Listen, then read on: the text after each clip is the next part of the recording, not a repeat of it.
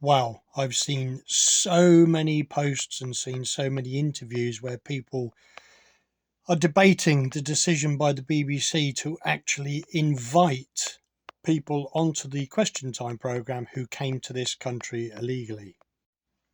And if you actually watch the show, which many people did, um, there was even one gentleman from Iran who's been accused of being, how should we word this without upsetting TikTok, a stooge for the BBC. He had an earpiece in and he was quoting things from the ECHR, defending the ECHR, and talking about Northern Ireland protocols, which very surprising for a lot of people. Now, is this just the BBC trying to show a human side, or is this the BBC trying to garner sympathy for these people because of the rising numbers of people that are against putting migrants into hotels and army barracks across the country? But I would say that their efforts failed badly, and I think it's time to take emotion out of the immigration debate. And I'll tell you why. Everybody goes on about we need more safe and legal routes. There are safe and legal routes already in place.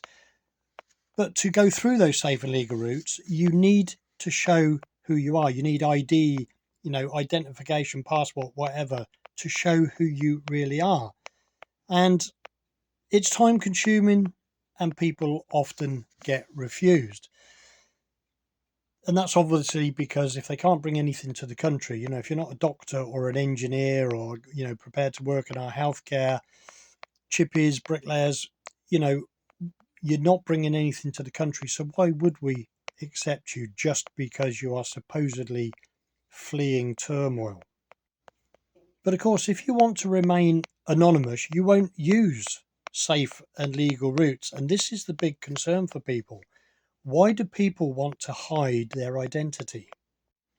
So when I say take the emotion out of this, if you're going to start your refugee journey, your asylum seeking process by breaking the law and coming into this country illegally, it doesn't bode well for the future.